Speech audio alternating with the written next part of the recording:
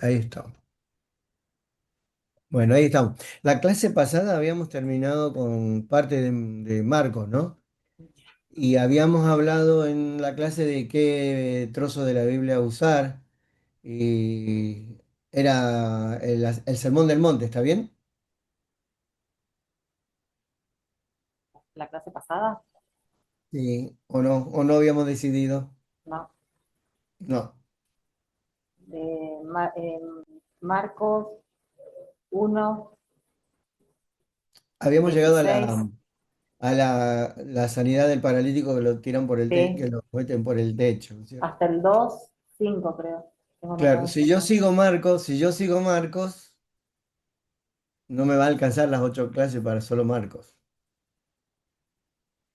Salvo que vamos capítulo por capítulo y lo que le interese ahí paramos. No, y si Puede no, ser. profe, de lo que usted No, no sé, cosas importantes, sienta. hay de todo. Hay de todo. Mateo capítulo 5 6 y 7 es el Sermón de Monte, es digamos, el resumen de algunas enseñanzas, pero no son todas. Creo que había dicho el, eh, Las los frutos del espíritu, el fruto bienaventuranzas del hay. espíritu, la clase ¿Cuál? pasada, que se podría ver el fruto del espíritu Pero el fruto del Espíritu es en las cartas de en, Pablo, es la en materia que Gálatas. sigue. La materia que Ah, sigue, no sabía. no esta. Sí, Lo de las, Mateo 5 las bienaventuranzas, es lindo sí, porque usted lo dio el año pasado lo di el año pasado, entonces te doy en otra cosa Rosario. diferente. Pero yo lo escuché, el resto no, y a mí me encantó. Sí, no sé, es difícil elegir porque tengo 2 clases por evangelio, así que hoy, Ah, no sabía que era eso. y son 8 clases nada, muy poquito. Creo que, bueno, yo me había posicionado acá, pero podemos ver Marcos. Hay un par de pasajes que son, bueno, no, a mí me gusta toda la Biblia, pero bueno, uno estábamos, ¿no? Ahí está. ¿Dónde estoy? Esto lo habíamos visto, Juan el Bautista, Hasta el 2, el hasta el 2. paralítico, creo. Yo, ya que Sí, tenemos tan pocas clases, yo quiero hacer una pregunta. El tema es dale. que no me acuerdo dónde está. Buenas noches, ¿cómo están? ¿Qué tal? ¿Cómo anda, Eh, Marta? un pasaje de la Biblia que siempre me pareció como que siempre me queda como la duda, y es en esa parte donde el Señor habla del siervo, ese pícaro, que termina diciendo como que nosotros tenemos que aprender de él, el que empezó a mandarle a todos los deudores de su dueño como un descuento para que les dé un beneficio.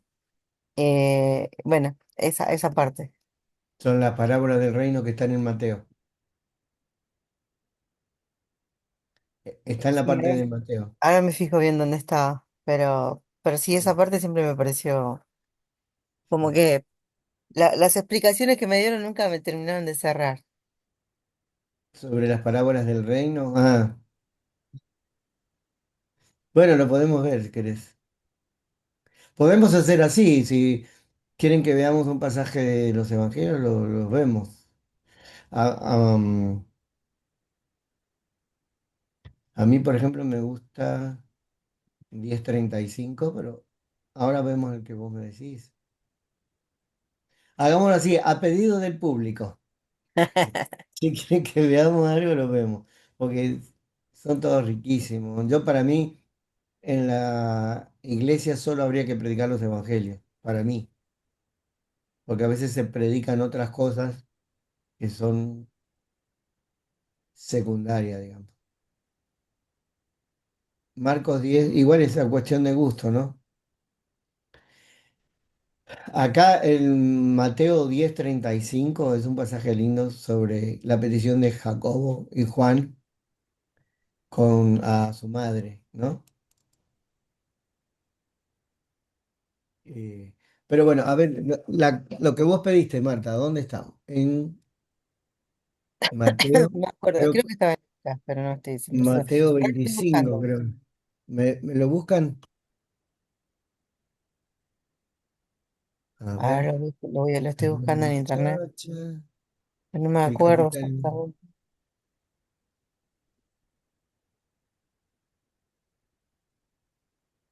Este no.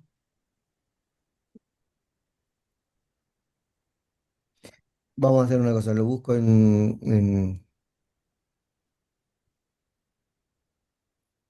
¿sí? ¿Estamos bien?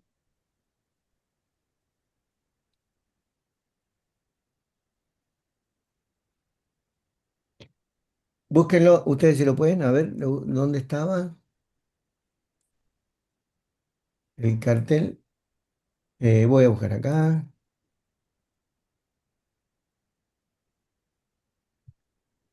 Era la sabiduría de... ¿Cómo era, Marta? Decime una palabra clave, a ver. Era un ciervo que empezó a mandar como descuentos de la deuda de su señor a todos los deudores, Sí, em, pero de manera pícara, porque no estaba haciendo las cosas bien, él no estaba siendo un buen siervo. Entonces Jesús termina diciendo como que habría que aprender de su picardía. sí, sí. Muy parafraseando, ¿no? Obvio, pero El eh, de la deuda, creo. sí, sí. Pero no el que no perdonó la deuda, era otro, era un siervo malo. Mateo 20, a ver, ¿qué es ese? A ver. Mateo 20, vamos a ver. Sí es. No, no, este no. No. Si no lo Mm, busco y para ni bien lo No, no encuentro yo, es. para no perder el tiempo buscando todo, sino que lo busco y cuando lo encuentro te lo digo y lo vemos cuando se pueda. sí.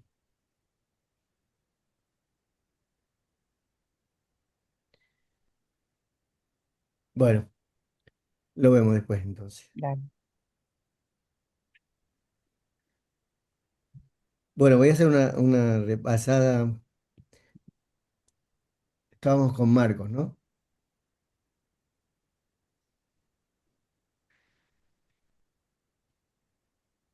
Estaba en 10, ¿sí? La voy a ver acá, voy a buscar acá en la... Ahí está.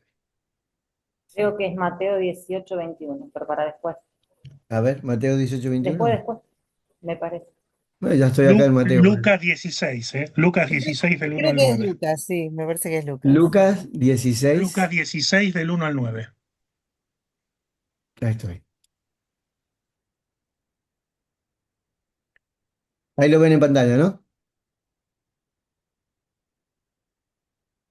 Y dijo también a los discípulos, El mayordomo infiel es ese, sí. ujú, algunos en rico que tenía un mayordomo y este fue acusado a él como derrochador de sus bienes. Este es. Sí, sí, es ese. Entonces, y lo llamó o le habló a él y este escuchó acerca de ti. Es decir, rinde o paga la palabra de tu administración. La palabra es, y dicen las cuentas, ¿no? Pero el logo, lo que te comprometiste con la palabra, logo, Ah, ¿no? De tu economía o de tu administración económica, porque no puedes ser mi mayordomo, ser mayordomo. 3. Y dijo asimismo el ecónomo sería, ¿no? El economista. Acá dice el administrador, pero sería en griego oikodomos, sería economo, lo de hoy. ¿Sí? ¿Qué haré? Porque mi señor, dice, se fue o me quita la administración, se fue, me quita la administración. pregunta, ¿no? Me quita la... ¿Qué haré? Pues el señor me quita la administración. Entonces dice, no tengo fuerzas. Acá dice Dick, que no sé qué es en castellano. ¿Excavó? Ah, dice, cavar no puedo. O sea, trabajar no puedo, entonces. Y, y tengo vergüenza, ¿no? No quiere Dice, trabajar. no, no quería trabajar. Entonces, dice, Poner el lomo. sé, sé lo que haré, del verbo conocer, ¿no?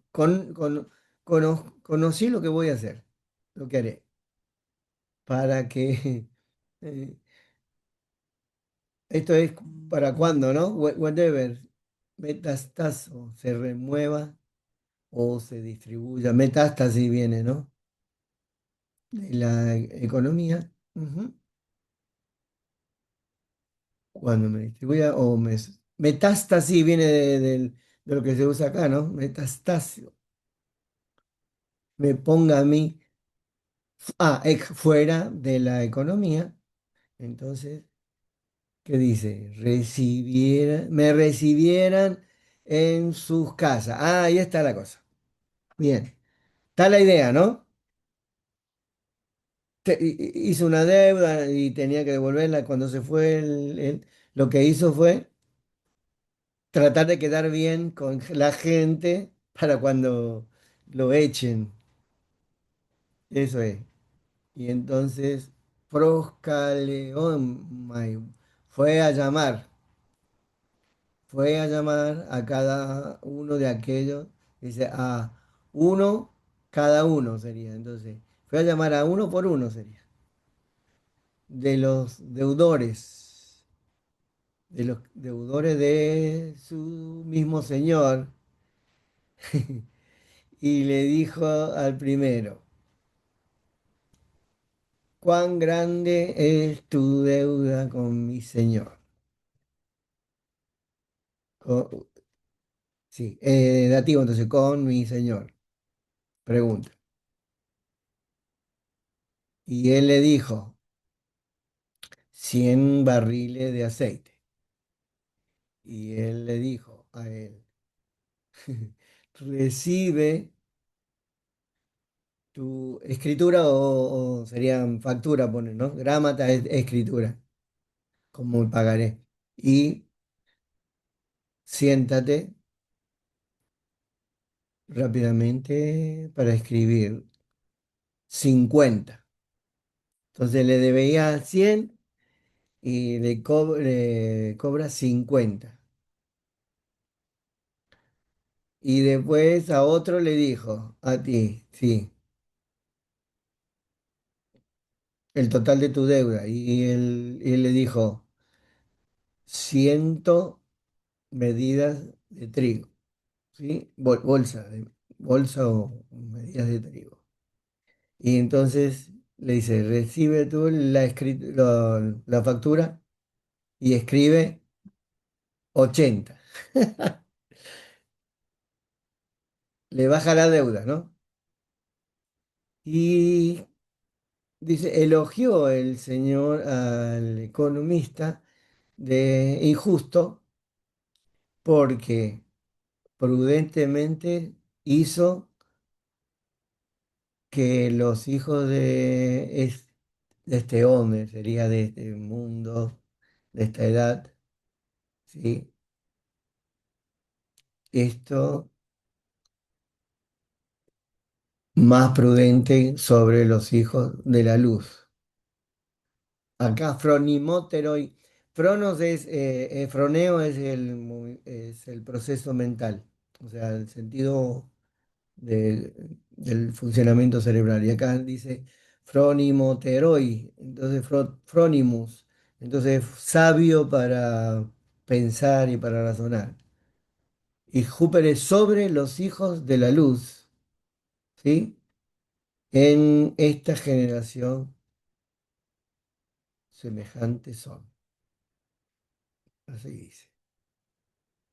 Acá lo han arreglado, son más sagaces sus relaciones con sus semejantes que los hijos de luz. y yo digo a vosotros, asimismo hacéis amigos de las riquezas injustas, para que cuando termine reciba reciba acá es que nace en el tabernáculo eterno. Esquenas, tabernáculo, o la tienda, han puesto morada, ¿no? Eterna. Y después sigue el que es fiel en lo mucho, también en lo poco, pero es el agistó, como achicando, digamos. Mucho fiel es y en lo poco injusto y en lo mucho injusto es.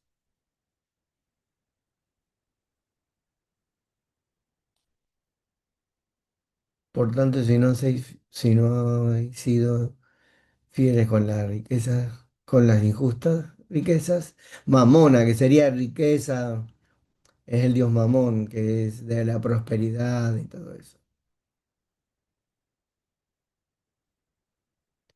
¿No llegase? No.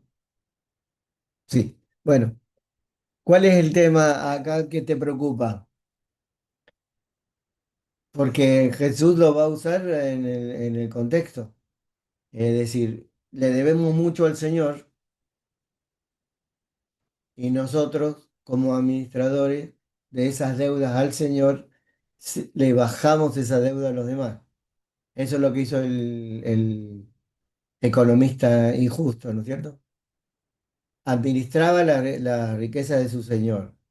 No las hizo bien, no lo hizo bien, pero cuando se fue el Señor, para quedar bien con los que le debían al Señor, en su registro le bajó la deuda. Ujú. Entonces, para que estuviera, con el propósito de que estuvieran agradecidos con el administrador Para por haberle bajado congraciarse. la deuda. Sí. Y después aparece con un pasaje que es interesante, que es paralelo al de sobre poco has sido fiel, sobre mucho te pondré. Sí. Y entonces acá está hablando de administrar las riquezas injustas. Entonces, bueno, ¿seríamos administradores de las cosas de Dios? ¿Nos ponemos en el lugar de ese administrador? ¿Le debemos mucho al dueño, al jefe? ¿Qué hacemos con los que están abajo? Con los que dependen de nuestra administración. ¿Somos igual de exigentes o bajamos la exigencia de los que le deben al Señor? Le perdonamos en nombre del Señor, aunque sea de una forma injusta, porque después cuando viene el Señor, le dice qué bien que hiciste y no lo perdona. Ahí está la otra parábola que está en combinación con esta, que es que debía poco y cuando el Señor se va, a todos los que le debían a él, les da con todo, en vez de perdonarles la deuda, como se la perdonó el Señor. Cuando viene el Señor, le dice, así que yo te perdoné la deuda a vos y vos no se lo perdonás a los dos, pagás hasta el último centavo. ¿Sí? Bueno, entonces, ¿cómo hacemos, cómo entendemos esto? Yo lo interpreto así. Por la práctica, lo interpreto así. No hay que ser legalista, porque le debemos mucho al Señor. No somos quienes para ajusticiar al otro de la misma manera que debería ajusticiarnos el Señor a nosotros, sino que bajamos la deuda. Ya somos más perdonadores. Y entonces ahí viene el Señor y nos perdona a nosotros por haber perdonado. Es un tema de reciprocidad. Así como nosotros, como dice el Padre nuestro, así como nosotros perdonamos a nuestros deudores, así Dios nos va a perdonar a nosotros. ¿Sí? No sé si te ayuda, porque ¿cuál es el conflicto acá? Ser Porque injusto. yo lo veo, claro, lo veo como que primero, ¿cómo voy a estar yo administrando y tomando un pago menor al que no es mío, sino que la deuda es con el dueño? Entonces, como Claro. que ahí no solo venía mal, porque administró mal, por eso el dueño lo está por echar, sino que seguía con su mismo camino de querer zafar, porque ni siquiera quería laburar. Pero no sé cavar, no sé hacer esto, no sé hacer lo otro. Pedir limosna me causa vergüenza. Entonces, bueno, voy a seguir con mi sagacidad. Y como que eso es lo que elogia el Señor, la sagacidad para actuar rápido y eso es como que, no sé, yo me siento como hija de luz, me siento como una sonsa. Usa ahí en el, no me detuve en esa palabra, pero es Ofeiloman, creo que es, o algo así. Pará, ¿en qué pasa? ¿Qué para? Ahora les comparto. Estaban viendo la pantalla mientras yo lo analizaba, ¿no? Sí, Sí. sí. Claro. Ujú.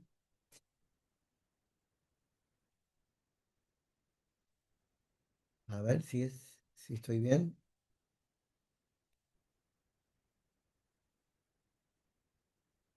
Bueno, y algunas Acá, traducciones sí. directamente dicen, háganse de riquezas injustas. Es como que capaz que está mal la traducción, pero ¿viste? Acá Me, usa Ofeiles, que es de la familia de perdón, de la palabra perdón, porque tiene que ver con levantar la deuda. O sea, la palabra perdón que se usa normalmente, que es afiemi, es borrar el acento contable. Entonces lo que debías ya no lo debes más. Eso es perdón, te levanta la deuda. Y Ofeilaman no es levantarte la asientos, sino hacerte el descuento. O sea, te baja la cantidad de deuda, que es lo que hizo este administrador injusto, ponele, ¿no?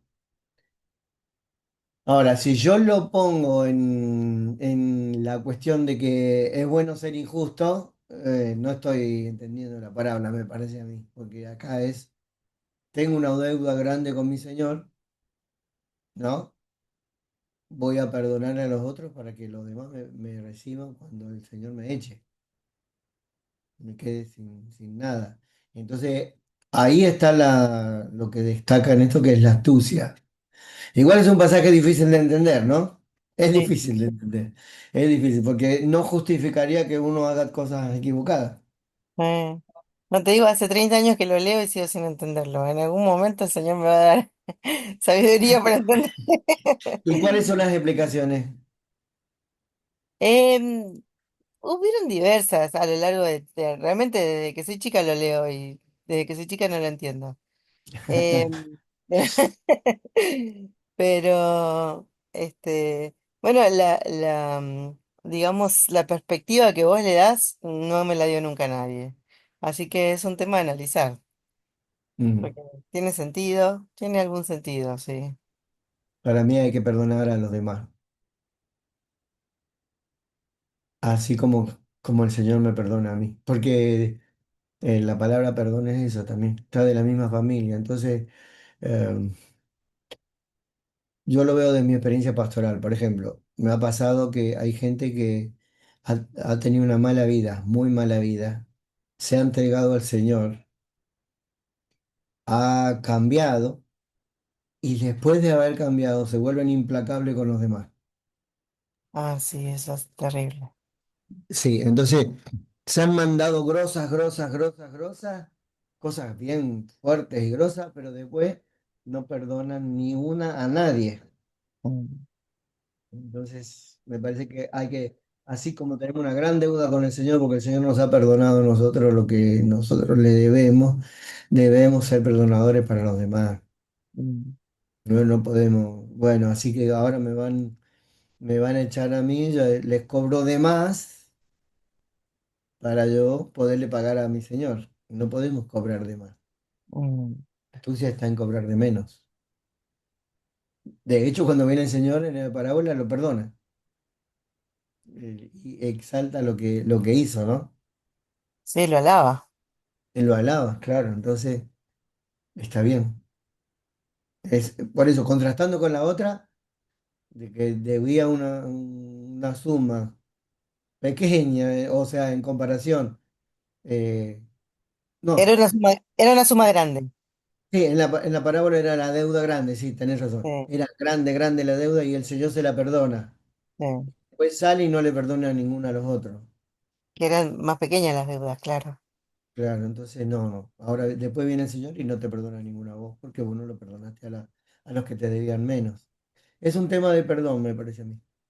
Sí, puede ser. ¿Cómo funciona el perdón? ¿Sí? Eh, podemos tener una deuda grande o una deuda pequeña, pero la cosa es no ser tan, eh, ¿cómo serías? Cobradores de justicia con los demás, porque todos tenemos deudas, y sobre todo con Dios en este caso. Sí, Y sí, digo. sí. Entonces, bueno, Gracias, gracias, Juan. otras interpretaciones es, comparando las parábolas, es la riqueza, porque usa mamón, ¿no? Mamón. Mm. Y mamón es la riqueza, es la buena vida, la prosperidad. El dios mamón es el dios gordito que está, viste, comiendo uva, tomando vino y en la fiesta. Entonces, acá usa mamón, que es interesante. Eso no es solo riqueza, es el mal uso de las riquezas. Y contrasta superdeuda con riqueza. Y entonces, ¿cómo administras las riquezas? Creo que el tema es cuando Dios te prospera, ¿qué haces con esa prosperidad? ¿Sí? O sea, conocés gente que ha empezado de abajo y va subiendo, va subiendo, va subiendo, ¿no? Y que cuando era pobre era fiel al Señor con el diezmo, ponele, y colaboraba en la iglesia o servía al Señor. A medida que fue prosperando, en vez de esa prosperidad que Dios le dio, volcarla para el Señor, se empiezan a apropiar de eso para riquezas y placeres de ellos mismos y se olvidan del Señor y de la obra. Que lo he visto muchas veces también como pastor, ¿no? Pues sacamos con la iglesia administrando a una persona de la pobreza o de mala vida y después cuando empieza a prosperarse se olvida del Señor. Bueno, espero que te sirva la respuesta, Marta. Gracias, muchas gracias por tu respuesta. Sí, sí, la verdad que me voy a seguir escudriñando en eso, pero me diste otra perspectiva. Gracias. Y si no te dieron nunca esta perspectiva, bueno, por lo menos aportamos algo nuevo. Porque, Tal cual, tal cual. dale. Acá en Bueno, la ¿qué hacemos? concordancia, en los comentarios también está, hay un Sí. punto de vista. ¿Y qué dice? A ver. Jesús relató la parábola del mayordomo infiel a sus seguidores, pero en presencia de los fariseos. La parábola enseñaba a los seguidores de Jesús la importancia del uso debido de los bienes terrenales, siempre a la luz de los valores eternos. No era el intento de insinuar en ningún sentido que el engaño y la deshonestidad sean al fin provechosos o de utilidad personal. Lo que se propuso era enseñar que si los incrédulos de la tierra emplean toda su sagacidad para bien material, así también el pueblo de Dios debe ser astuto en buscar el bien espiritual. Lo espiritualiza un poquitito. Sí, pero bueno, hay diferentes. Está bien. Bueno, ¿la habías escuchado, Marta? El que De dice pronto. Caro, sí, ya lo había escuchado. Ah, bueno. Gracias, Bueno, Caro. bien, bien, ¿qué hacemos? Mateo, ¿puedo arrancar con Mateo?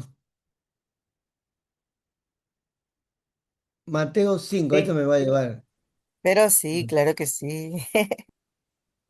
el Sermón del Monte, porque por lo menos es una de las, por lo menos la primera parte del capítulo 5 que me interesa las bienaventuranzas. ¿Sí? Bueno, lo podemos leer, voy a usar logos que se ve más en perspectiva.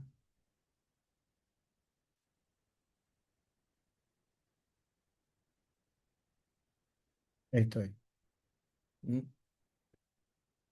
Cuando vio la multitud y subió a la ladera de una montaña, se sentó, sus discípulos se le acercaron y tomando él la palabra, comenzó a enseñarle diciendo, dichosos los pobres en espíritu, porque el reino de los cielos les pertenece. Bueno, acá lo que pasa que en las 9 bienaventuranzas tienen dos partes. Dichosos tal cosa y después la consecuencia de esa primera frase. Son dos frases entrelazadas. Una es esa. Y segundo, cada vez que los estudio, más refuerzo la idea de que las bienaventuranzas son una escalera de crecimiento. Es decir, donde la primera bienaventuranza sería la base, la, por lo primero que hay que pasar, y a medida que vas creciendo espiritualmente, vas resolviendo las cosas y llegas al punto máximo que es una consagración absoluta y total para dar la vida por el Señor, pero que sería el más alto nivel de espiritualidad si las bienaventuranzas son escalones, ¿sí? Pero para mí tiene mucha importancia porque si vos no tenés la primera, no podés pasar a la segunda, ¿sí? Y si no tenés la segunda, probablemente no pases a la tercera. Entonces, una postura es los escalones de crecimiento son uno 2 3 4 5 6 7 8 9 para llegar al máximo. Y algunos dicen que son 9 cosas, 9 aspectos que tenemos que tener en cuenta en nuestra vida. Yo prefiero la de la escalera, ¿m? Porque son los pasos de nuestra vida cristiana. Pero lo vemos juntos si quieren. ¿M? Y es un tipo de literatura, por eso en casi todas, bueno, Reina Valera también, bueno, 95 también, ¿no? Pero en casi todas lo ponen como una cuestión poética, porque funciona así, ¿no? Y entonces dice así, y dio a la multitud, ¿sí? Y subió al monte y se sentó. Y entonces vinieron a él, sus discípulos. Y dice, y comenzó a abrir la boca, debería abrir su boca, enseñando a ellos diciendo, eso sería literalmente, y se traduce como comenzó a enseñarles diciendo, ¿no? Ahora, primero, en griego, Makarioi es el más alto nivel de felicidad que puede alcanzar una persona. Makarioi. Por eso lo producen dichoso, por eso lo traducen dichosos, algunos bienaventurados, es la más común, ¿sí? A otro ponen afortunados y la NTV dice, Dios bendice a los que son pobres en espíritu. Esa es la peor de las traducciones. La mejor de las traducciones es PDT. Ahora, Macario es el más alto nivel, o sea, se ve, ¿no? Lo más alto nivel de felicidad humana. Iptojoi es la carencia absoluta, los dos extremos. Sería felicísimo los carenciados, pero pone toneumati, o sea, y está en dativo, ¿no? En el espíritu, con el espíritu, por el espíritu, para el espíritu. Entonces, toda una profunda, felices los que tienen una profunda necesidad en el espíritu, con el espíritu, por el espíritu, para el espíritu y a el espíritu. Entonces, cuando vemos la NTV que traduce, dichosos los que son pobres en espíritu, no está traduciendo el original. ¿Sí? Ahora, cuando tiene la segunda frase, la arregla, porque dice, y se dan cuenta de la necesidad que tienen de él. Porque en, en este caso, dice, felicísimo los que tienen una carencia absoluta del espíritu, o sea, que necesidad profunda del espíritu. Tojoy es carenciado, ¿no? ¿Se entiende? Es el que El que en griego es el que no solamente no tiene dinero, recursos, no tiene nada, no tiene casa, no tiene familia, no tiene gente, está absolutamente solo y tirado en el piso. Tojoy, carencia absoluta. Entonces la primera bienaventuranza es felices los que tienen esa necesidad profunda del espíritu, en el espíritu. ¿Sí? Y ahí viene el resultado, que es la segunda frase.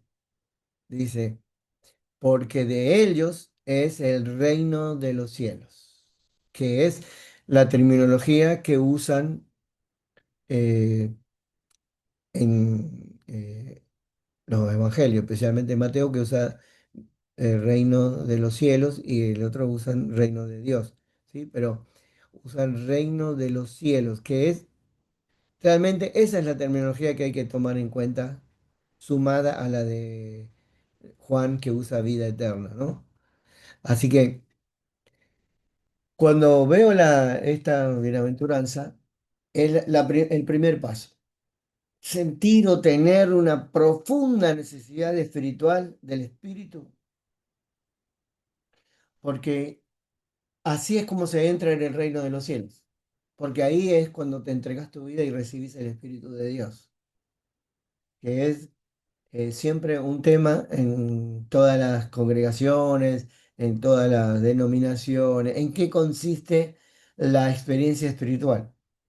Y la experiencia espiritual es llegar a un punto de quebrantamiento interno donde vos decís con Dios todo y sin Dios nada, es decir, entregarse al Señor de verdad, porque recibir el Espíritu Santo es vital, lo necesitas totalmente, ¿sí? A veces los métodos evangelísticos conspiran con que la persona tenga una experiencia real con el Señor, ¿se entiende? Mm, Porque me ha pasado al trabajar con distintas denominaciones que las distintas denominaciones tienen una forma, una planificación de cómo entregarse al Señor, ¿verdad? Algunos, la que está de moda ahora es la oración de fe. Repita conmigo. Ta, ta, yo me entrego al Señor. Ta, ta. Si la repite sin sentir en su corazón esa profunda necesidad del Señor, entonces está repitiendo como un rezo. Está repitiendo lo que le dicen, pero no lo está viviendo, no lo está sintiendo. Entonces no se está entregando al Señor. Solo está repitiendo una confesión de fe o algo, ¿no? En mi época, cuando recién me convertí, ¿cuál era el método bautista por excelencia? Era levante su mano y pase adelante, ¿viste? Entonces, si levantabas tu mano y pasabas adelante, ya habías recibido al Señor. Bueno, si realmente era una experiencia de corazón, valía, pero ¿y si no? Es solo levantar la mano y pasar adelante y no pasa nada, ¿sí? Después, en el pentecostalismo, por ejemplo, la más típica es que si vos recibís al Señor en la búsqueda, vas a terminar hablando en lengua. Uno de los grupos pentecostales. Entonces, levantar la mano, repetir la oración y hasta hablar en lengua te dicen, bueno, tenés que aprender a hablar en lengua, barabayá, barabayita, malalaica, malalaica. Entonces, cuando vas en lengua, ya tenés el Espíritu Santo. Entonces, el problema es que si no es del Espíritu de verdad, no está pasando nada, es solo trucho. Por eso la persona no tiene una experiencia real con el Señor. ¿Viste? En el pentecostalismo tradicional habían hecho una separación entre recibir a Cristo y recibir al Espíritu Santo. ¿Por qué? Porque en las iglesias tradicionales de Estados Unidos acepta a Jesucristo como su único Señor y Salvador. Bueno, yo acepto a Cristo como mi único y suficiente Salvador. Chao, ya está convertido. Y una vez salvo, siempre salvo. El problema no es que una vez salvo es siempre salvo. El problema es si tuviste una experiencia de verdad. Porque si no te fue así superficial y trucha, no te entregaste al Señor y por lo tanto no tenés la salvación, no tenés la vida eterna, no entraste al reino de Dios. Si no pasas por una experiencia así para mí, desde mi punto de vista, y con este pasaje de ese quebrantamiento y esa necesidad profunda del Señor, entonces no empezaste. Eso me ayuda mucho porque cuando vos sos pastor en la iglesia, o estás trabajando en la iglesia, mucha gente que está en la iglesia no ha tenido una experiencia real con el Señor. Entonces, si no tiene una experiencia real con el Señor, ¿qué le estamos exigiendo? ¿No? Si cuando vos te entregás al Señor y recibís el Espíritu Santo, el Espíritu Santo empieza a trabajar en tu vida y te empieza a cambiar desde adentro, te empieza a dar lo que no tenés, ¿sí? Toda esa carencia o vacío o lo que vos ya hayas sentido de tristeza o lo que sea, o falta de sentido de la vida, cada uno tiene una vivencia desde un lugar diferente. eh, lo único que puede llenar eso es la presencia de Dios en nuestro ser. Y eso es recibirlo, ¿no? Juan 1:12, después lo vamos a ver. ¿Sí? A todos los que la recibieron, los que creen en su nombre, le dio poder de ser hechos hijos de Dios. Entonces, si vos no recibís al Señor en tu vida, en tu interior, si no le decís que entre y tomás esa decisión profunda o real o fuerte, no arrancaste, ¿sí? En mi caso, por ejemplo, lo que me pasó es que yo no fui a la iglesia porque me sentía pecador, no fui a la iglesia porque, no sé, porque había una necesidad tremenda, no, era porque no le encontraba sentido a la vida, le estaba buscando qué sentido tiene la vida. Y bueno, el- yo tuve la bendición de que el misionero me sentó con una silla en el patio de la iglesia y me hizo entender bien que esto era una cosa en serio. Y que si yo me entregaba al Señor era en serio, no era así superficial. Y yo le decía, bueno, pero si me entrego al Señor, mis amigos me van a abandonar. Y me dice, vos tenés que elegir, o estás con el Señor y entregas tu vida, o seguís con tus amigos. No, No, pero pero mi familia me va a echar, le decía yo. Y bueno, tenés que elegir. Tu familia, o sea, no me la hizo fácil de ninguna manera. Y bueno, yo me entregué al Señor. Yo prefiero ese sistema, porque mientras más fácil lo haces, podés tener más gente, pero no convertida. ¿Y de qué sirve? Que gente crea que se va a ir con el Señor y que tiene al Señor en su vida si no lo tiene, si no ha vivido por una experiencia de ese tipo, ¿no?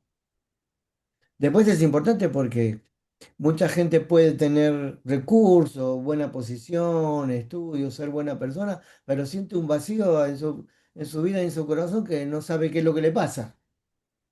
Bueno, es que la profunda necesidad del espíritu, la espiritualidad es esencial a la constitución del ser humano. Entonces, todos necesitamos esa relación profunda con el Señor. Si esa relación profunda no existe o no arranca, no estamos en el reino de Dios. ¿No? Yo te ¿Está? quería hacer una pregunta sobre eso, porque hay, Sí, hay mucha gente que como que viene buscando de Dios y necesita de Dios. Y hay gente que le metes a Dios por los ojos, por todos lados, y como que no capta. A mí me pasa que yo conocí al Señor cuando tenía 10 años. sí. Y yo iba a la iglesia católica y me esforzaba por hacer la primera comunión, qué sé yo, me rebotaron porque no me supe dos rezos y así que no pude hacer la primera comunión. Y yo pensaba, ¿y cómo uno es salvo entonces? Porque si no puedo hacer la primera comunión, ¿cómo voy a ser salvo? Entonces escuché la alabanza en una iglesia, en un anexo, en una casa, y me acerqué y el tema es que cuando sos niño no te toman muy en serio. Entonces nadie me hizo la oración de entrega, ni levantar las manos, ni nada, ni me aplicaron nada. Eh, pero yo tenía un profundo deseo de conectarme con Dios. Y no sé, Sí. yo recuerdo mi conversión así como muy romántico, como una noche con una luna llena, con nubes, todo eso. Y como que yo le dije, Señor, yo sí quiero que vos seas mi Señor. A mí nadie me preguntó, pero yo sí quiero caminar al lado tuyo. Y lo Ujú. dije con tanta convicción como lo siento en este momento. Bien. Pero tenía como una necesidad. Y yo veo, por ejemplo, muchos adolescentes en mi iglesia que yo quiero que estén en contacto con Dios, que tengan más sed, Señor, que busquen, y les hablamos y de todo un poco de... eh. Entonces, es como que hay gente que quiere y hay gente que como que no le da mucha importancia a eso. No sé, me encantaría poder saber cómo hacerlo, pero cómo Claro. contagiar. Nadie puede trabajar adentro de la persona, solo se puede trabajar desde afuera nosotros. Pero no es una cuestión de religión tampoco. No es que seas católico, evangélico, protestante o lo que sea. Lo que es la verdadera experiencia espiritual, que es tener al Señor adentro tuyo y diciéndole que te entregas a Él y que lo recibís, ¿sí? Y que es una convicción. Y yo conozco gente que se ha entregado al Señor en el baño, no sé, podés pensar muchas cosas, porque tiene que ver con ese sentir espiritual. Ahora, si la persona no lo siente, ¿qué voy a hacer? No podemos hacer nada. Pero la gente tiene un proceso. Eh, Viste que yo dirigí Timoteo desde el año 92. Este instituto existe del año 92. Sí. Como parte de las conferencias, viste, yo trabajaba con coreanos, entonces los coreanos me dicen, queremos hacer un retiro con un plan evangelístico nuevo que en Corea tiene mucho éxito. Y le digo, ¿y cuál es? Y me dice, el punto papa.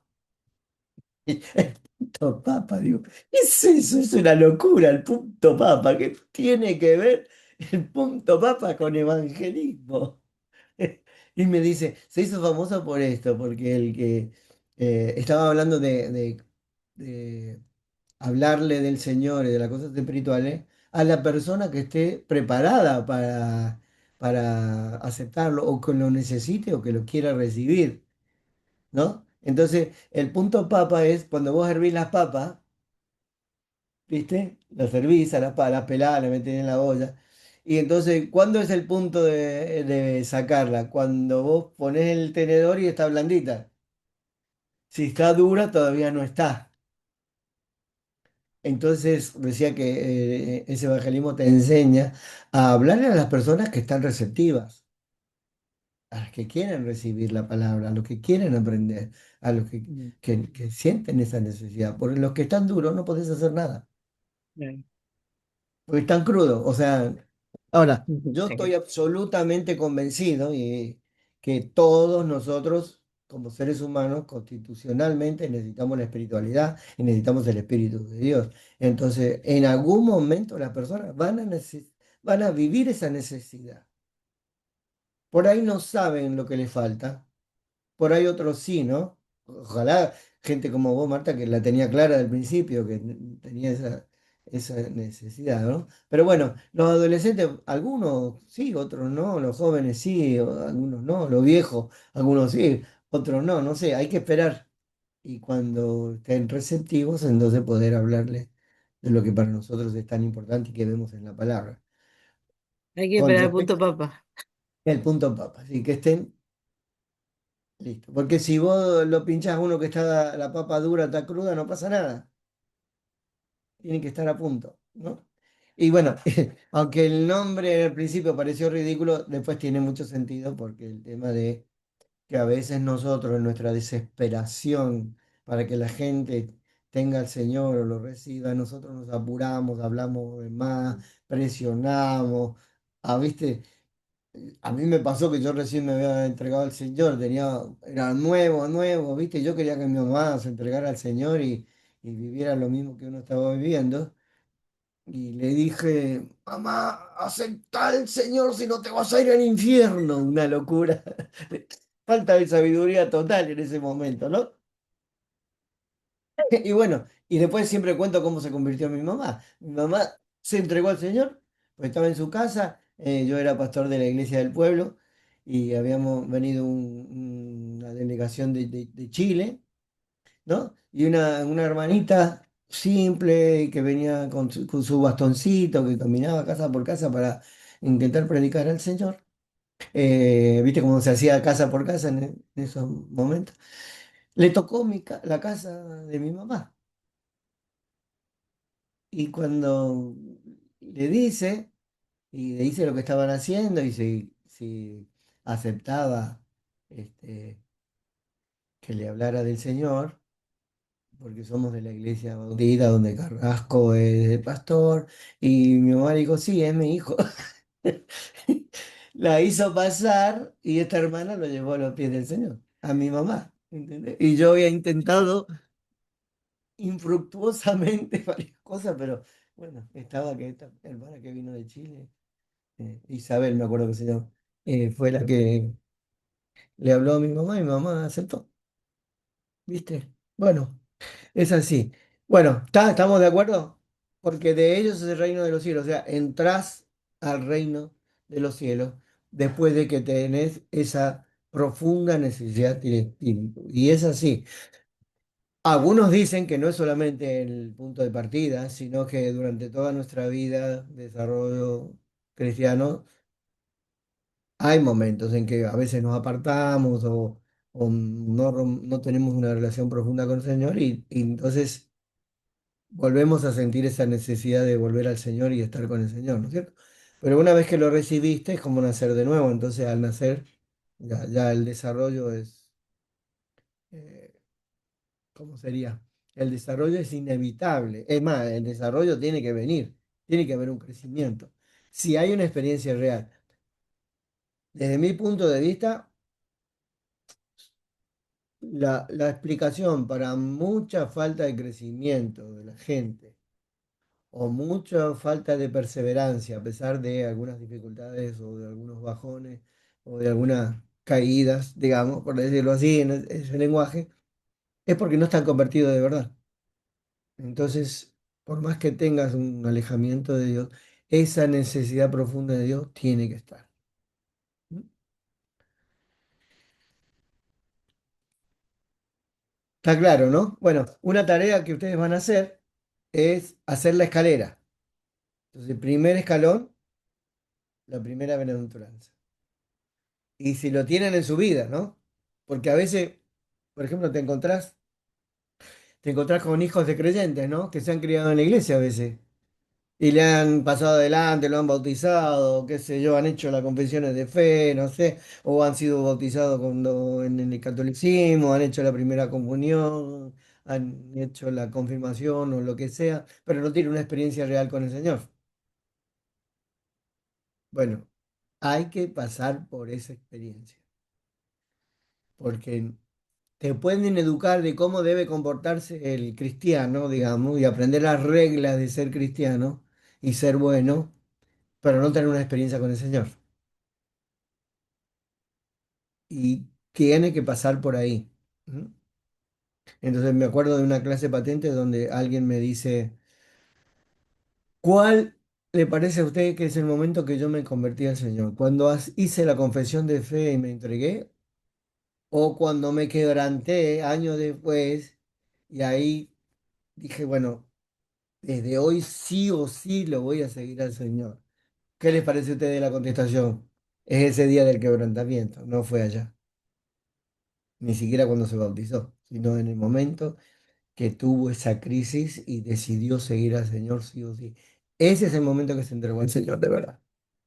No se lo puedo exigir a la gente, pero tengo que saber que tienen que pasar por una experiencia así.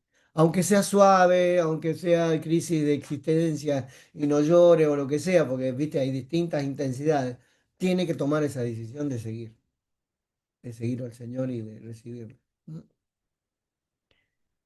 Segundo escalón, interesantes también. El segundo es felices o felicísimo, porque es un superlativo. Dice, acá dice los que están tristes, ¿no? En algunas traducciones. Dice los que lloran, ¿no? Pero peisuntes, ¿a dónde estoy? Se me fue para arriba, ¿no? Peisuntes, acá dice es presente activo, participio, plural nominativo de mur o lamentos, ¿no? Mur o lamentos. Por eso lo traducen como tristeza, como llorar. ¿Qué otras traducciones? Los que lloran, la mayoría es los que lloran, ¿no? Bueno, entonces, y dice, porque ellos, ¿qué? Porque ellos serán, y acá dice, clero, no me sucen, no, perdón, estoy del otro lado, porque ellos paraclesesontai. Esto es futuro pasivo, que quiere decir serán consolados, pero es paracleto. Paracleto es una de las palabras para el Espíritu Santo. ¿no? El paracleto, se traduce a veces consolador, pero es paraclesis, es el que está llamado a tu lado. Entonces cuando dice, felices los que lloran, otra vez el contraste, ¿no? Felicísimos los que lloran, abajo, de llorar no hay felicidad. Felicísimos los que están llorando. Es una contradicción, una paradoja. Pero dice, porque serán consolados, o sea, tendrán a alguien que estará a su lado para acompañarlos, para cuidarlos, para solucionar esos lamentos. Y me parece a mí que en el crecimiento de las personas, una vez que reciben el Espíritu Santo y que el poder del Espíritu Santo esté dentro de su propia persona, el segundo paso es curar las heridas, es sanar los traumas, sanar todo lo que te hace llorar, lo que te ha lastimado, lo que te produce dolor, por la acción del Espíritu Santo. Pero acá no dice porque serán consolados por el Espíritu, no, dice porque serán consolados.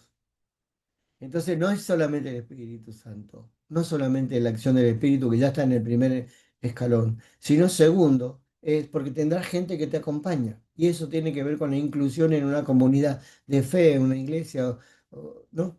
El grupo que está siguiendo a Cristo y que va a contener y ayudar a que esas personas sanen sus traumas.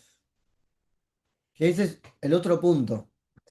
En una iglesia evangelical donde solo importa que se acepte a Cristo y después chao, no se está el proceso de la curación y la sanación y el acompañamiento, lo que hoy significa acompañamiento. Por eso se usa en la terminología de discipular o inclusive de counseling, de consejo, de acompañamiento psicológico y terapéutico. Es el acompañamiento de las personas en su tratamiento y en la cura de sus dolores.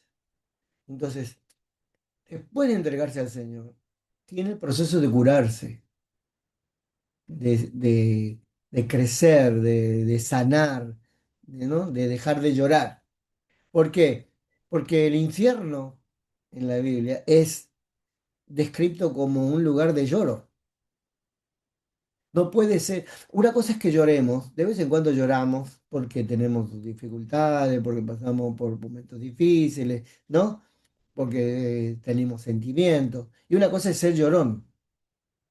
Es llorar todo el tiempo. A mí me da mucha tristeza cuando una persona dice que tiene al Señor, que se ha entregado al Señor y tiene comunión con el Señor y vive llorando. En un cristiano que tenga el Espíritu Santo, eso debe parar en algún momento. Si sigue llorando es porque no ha resuelto algunas cosas que tiene que resolver. A veces es curar heridas, a veces es perdonar, a veces tiene que ver con uno, con curar los traumas, porque a veces el problema no son los demás, somos uno, ¿no? Si le hago la vida imposible a otra persona, por ahí el problema soy yo.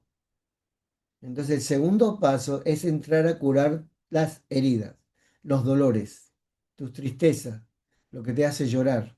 Es muy importante eso, ¿sabes?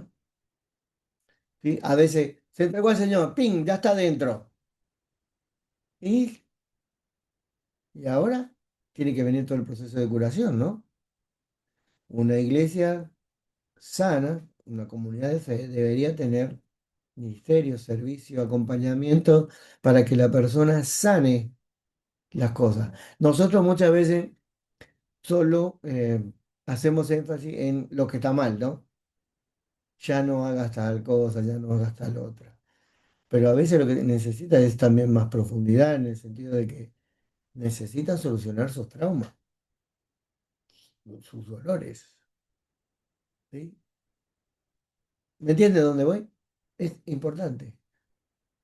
Llorar, expresarte. ¿Por qué? Porque tenés a alguien al lado que te va a escuchar. Entonces el acompañamiento discipular, el acompañamiento de la iglesia es muy importante. Creo que yo estoy acá por Manolo Asunción y sus hijos, ¿sí? Porque Manolo y Asunción es un matrimonio en la iglesia, de mi iglesia madre. Manolo ya está en la presencia de Dios, pero Manolo es como el Bernabé de la Biblia. ¿Sí? Porque yo era un loco de la guerra, era hippie, tenía el pelo por acá, no, una corbata como vincha, remera fluo, rabioso, un pedazo de asfalto del accidente de la moto en la montaña. Y así fumaba como loco, me decían el tío Cosa, para que se dé una idea, de los locos Adam. Entonces, estaba acostumbrado a que cuando me viera la gente me hicieran cara de asco.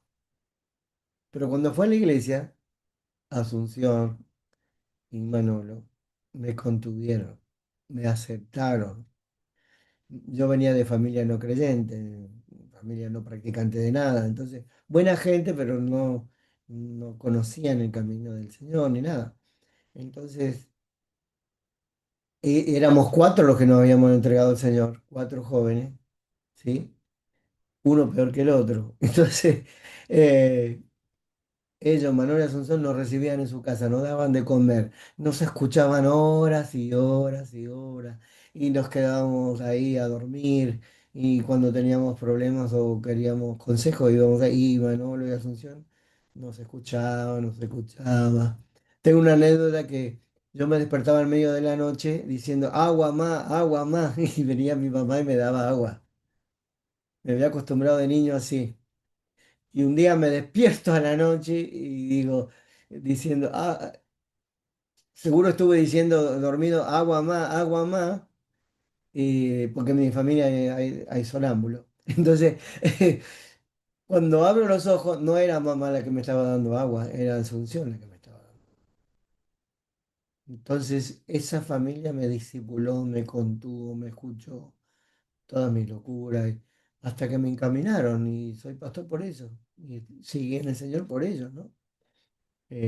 Creo que hace falta que la iglesia tome esa conciencia de que tienen que ser contenedores de aquel que viene nuevo, porque, viste, yo era un loco de la guerra. Y cuando cuando dije recién más temprano de que cuando vos venís, habías hecho tonterías, barbaridades, y después te acomodás, viste, y después cuando viene uno con pelo largo decís, y este que viene con pelo largo, y, ay, no, me olvidé de quién era cuando yo llegué a la iglesia, viste. Entonces, hay que ser más humilde y decir, bueno, si a mí no me hubieran recibido como me recibieron, probablemente no estaría acá. O sí, no sé, pero era importante que me recibieran, me aceptaran y me ayudaran y con paciencia me fueran encaminando, ¿no? Este, para mí es eso. La iglesia creo que esta función, además de llevarte al Señor, tiene la función de contenerte. No te va a contener todo el mundo, porque, viste, mientras más grande la iglesia es peor, pero sí uno, dos, tres hermanos, no importa, uno que te acompañe, que te contenga, que te enseñe los primeros pasos, ¿no es cierto? Eh, y bueno, para mí son muy importantes, fueron muy importantes en mi vida. Después cuando ya tenía 45 años, yo me convertí al Señor en el 19 y a los 23 entré al seminario. A los 45 años me pasó algo muy fuerte en mi familia, en mi vida, y volví a San Juan a vivir con mis padres. ¿Y a dónde fui? A Manolo, donde yo estaba mal, donde no, estaba muy quebrado, y Manolo me recibía en su casa y me agarraba la mano y me decía, pastor. Me hacía re llorar, re llorar. Y en un momento volvió a contenerme y me dice, bueno, Carlos, porque me dice Carlos, eh, tenés que hacer lo que hacías cuando eras nuevo. Andate a la montaña, allá arriba, donde iba, a Sonda, en un lugar de San Juan donde hay montaña, y te subís arriba del cerro y esperás que Dios te diga lo que tenés que hacer. Y eso hice. Me fui 4 veces, 4 días. El primero no me dijo nada, el segundo día no me dijo nada, el tercero no me dijo nada. Con el cuarto me concentro bien, apagué todas las malas voces que había dentro mío y Dios me retó y me dijo, cumplí tu ministerio. Chao. Y ahí bajé de vuelta y volví a Buenos Aires y empecé de nuevo con 45 años. Pero fue Manolo y Asunción los que me contuvieron de vuelta, ¿no? Entonces la importancia, quizás a otros no les pasó lo mismo, ¿no? Pero la importancia de tener gente que te contenga, ya sea de la iglesia o inclusive puede ser de la familia, ¿no? El papá, la mamá, el abuelo, el tío, el nieto, alguien que está ahí puesto por Dios para no solamente que sea Dios el que te acompañe, sino una persona que te acompaña, ¿no? Le pasó al apóstol Pablo, si no hubiera ido a Ananías en su primer momento cuando nadie lo quería hablar, y si no hubiera, lo hubiera llamado Bernabé y preparado, no hubiera llegado a ser lo que fue después el apóstol Pablo. Entonces, la contención de la iglesia es importante. A veces vos en la iglesia tenés gente que está realmente entregada al Señor, se entregó un día, pero nunca trabajó su problema, entonces son gente conflictiva, que siempre te hace problemas, son inmaduros. Bueno, este segundo paso es eso, es solucionar las cosas que te producen tristeza, a vos y a los que están a tu alrededor. Hay que trabajar esos traumas, ¿no? Bien. Para mí es muy importante eso de la bienaventuranza, ¿no? El segundo paso después de entregarte al Señor es trabajar tus traumas, dejarte aconsejar, dejarte ministrar, dejarte discipular y que haya en la iglesia esa visión de acompañar para sacarlo adelante a la persona. Porque cuando nos entregamos al Señor, venimos de una crisis y venimos de otra vida, no conocemos ni siquiera los códigos mínimos de realmente vivir en el Señor. Y si se han criado en el Evangelio o se han criado en una familia, eh, esa profunda necesidad de Dios los va a llevar a una crisis, van a tener que ajustarse y van a tener que tomar decisiones, ¿no? Y encaminarse para donde quiere el Señor. No, no todos tenemos ese privilegio, ¿no? A veces, bueno, Dios tiene un propósito con cada vida y sabe cómo trabajar y de dónde viene y hacia dónde va, ¿no? Bueno, sigo con la otra. El tercero, el tercera es interesante porque dice Macario, dice, felicísimo, dichosos, ¿sí? Hoi Price. Hoi Price, Price en griego es equilibrado, es equilibrado. La que traduce mejor de todas, en este caso, es la Reina Valera, que es manso, porque Price es la persona equilibrada. Es una palabra que se va a usar en otros lugares de la Biblia. ¿M? Porque acá lo traducen los humildes. Esta palabra no es la palabra humilde. La correcta, la más correcta en castellano sería manso. Pero ¿qué es price en griego? Price viene del uso de esa palabra en los epicúreos. Y los epicúreos, esa palabra significa que en la vida no tenés que estar allá arriba ni allá abajo, estar equilibrado. Por eso usa mansos, porque manso tiene que ver con que no perdés la fuerza, pero tampoco te enloqueces, te dejas guiar, sos controlado, en este caso por el espíritu, porque el primer escalón y el segundo también tiene que ver con el espíritu. Entonces, tiene que ver con dichosos los que encuentran ese equilibrio, ¿sí? Dicen humilde, ¿no? Hay otra palabra en griego para humilde, no es esta. Price es ni enloquecido ni desesperado. Ahí. Los epicúreos dicen que no hay que ser hiper virtuoso porque te van a envidiar. No estoy de acuerdo con Epicurio, pero usan este price como eso. No hay que ser re pecador porque te van a despreciar. No hay que ser ni muy allá ni muy acá. Hay que estar equilibrado. Por eso manso, no enloquecido. Y creo que es un punto de maduración, porque cuando vos vas curando tus traumas, te volvés más equilibrado. No estás un día enloquecido en la presencia de Dios y todo es fabuloso y genial, y al otro día, viste, ciclotímico o como le dicen ahora, bipolar, que te vas al tacho profundo, ¿no? Como Elías, igual Dios te usa igual deprimido, porque ya tenés el Espíritu Santo como Elías, pero la idea es que para avanzar en madurez tenés que llegar al equilibrio. Ni muy enloquecido, ni muy deprimido, ni muy para un extremo ni para el otro, ¿no? Nosotros somos así, ¿no?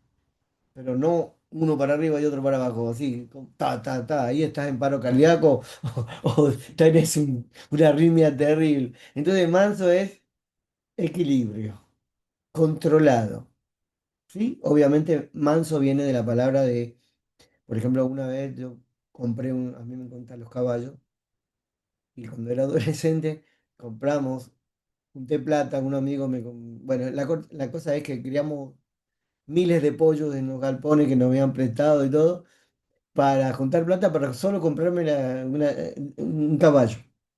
Pero me alcanzó, no me alcanzó para un caballo manso, me alcanzó para un caballo chúcaro, una yegua compré en realidad. Entonces, bueno, la plata me alcanzó para eso. ¿Y qué hicimos? Buscamos familiares de un amigo que era domador de caballos y mi amigo aprendió a domarla, entonces la domó. ¿Sí? Todavía no era creyente, así que la compré para jugar, para andar para correr carreras en el pueblo porque había cuadrera, ¿viste?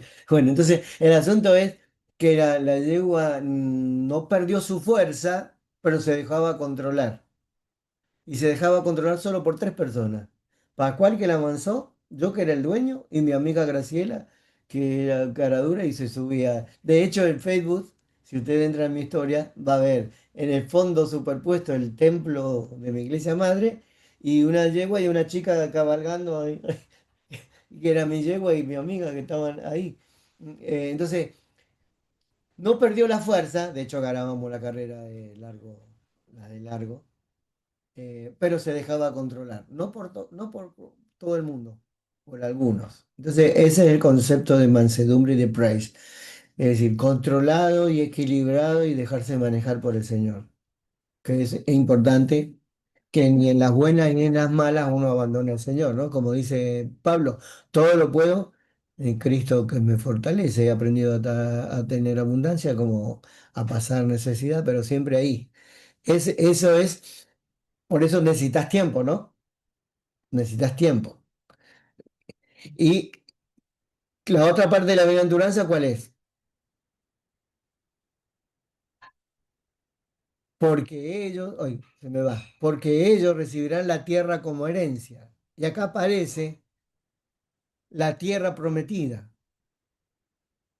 En la tercer escalón de los nueve está garantizado, si estás en ese equilibrio, los bienes materiales, lo que Dios tiene para vos en este mundo, en esta tierra y en esta vida.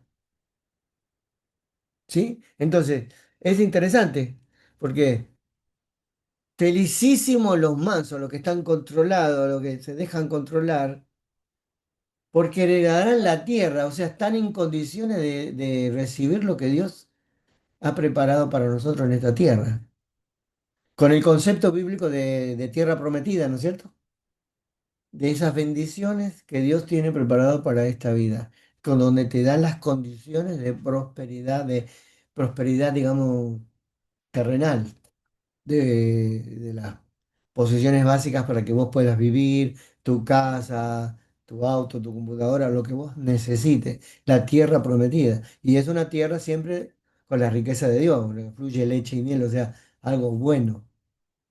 Así que yo creo que en el crecimiento de las personas, después de recibir el Espíritu Santo y trabajar sus traumas, sus dificultades, su falta de su inmadurez, lo que sea, llegan a ese equilibrio. Y ese equilibrio es el que te permite avanzar en en las posesiones concretas y materiales que Dios tiene en esta tierra. Si estudias, pasás las pruebas, las dificultades que te presenta ese estudio para que vos puedas obtener ese título y llegar a ser un profesional en más probabilidad. Si vos sos laburante de otras cosas, es el que te tiene que confiar en Dios y ser perseverante y seguir adelante, aunque te dé o no te dé, que haya laburo y no haya laburo, y te mantenés en equilibrio y como has solucionado tus problemas psicológicos, espirituales y tus traumas, sos una persona que finalmente vas a relacionarte bien con la gente y vas a salir adelante, ¿no? Porque si vos no te controlás, no sos una persona controlada, en este caso por el Espíritu Santo y por la gente que te acompaña, ante las primeras dificultades abandonan. Hoy tenemos ¿viste? Un dicho que es la generación de cristal. Empieza las cosas ante la primera dificultad, abandona. Bueno, ese es el tercer escalón. Si vos no aprendés a estar equilibrado y en la buena aprovechar los momentos para administrarte bien, o en los malos momentos buscar la fuerza necesaria para sobrellevarlos y mantenerte equilibrado, nunca vas a salir adelante. ¿Mm? Yo creo que mucha gente que es creyente, basándome en la palabra y en la experiencia que uno ve por tantos años, tiene que llegar a salir adelante. Salvo que tomes una decisión ministerial, ¿no?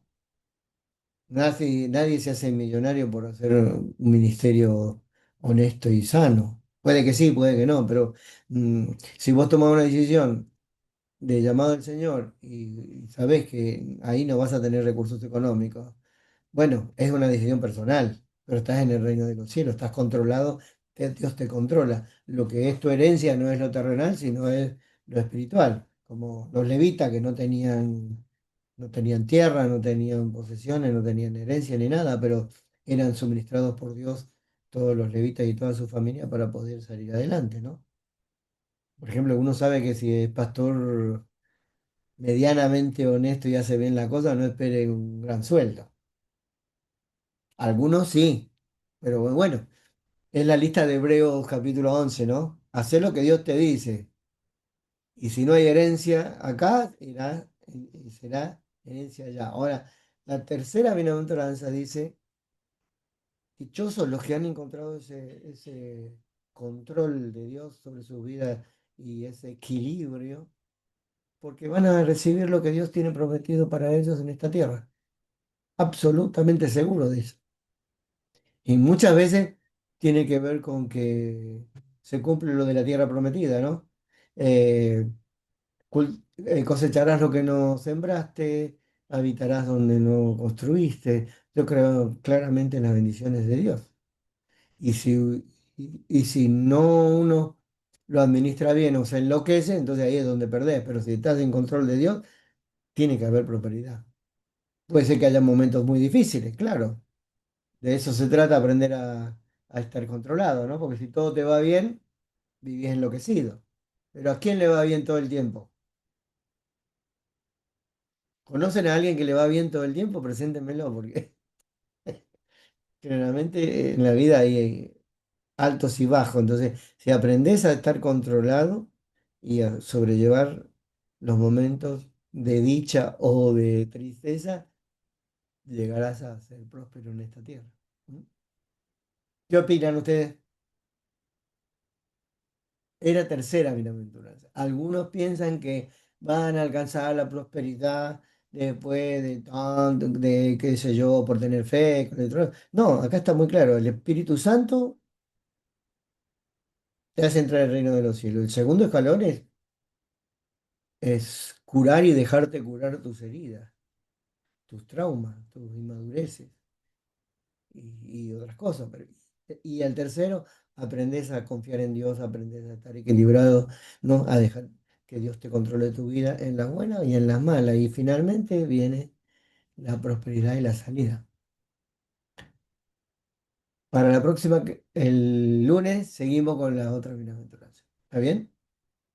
Sería un buen ejercicio que en una hoja la dividan en dos, de un lado la primera parte de la aventuranza y del otro la consecuencia, porque si se cumple lo primero, tenés asegurado lo segundo, ¿cierto?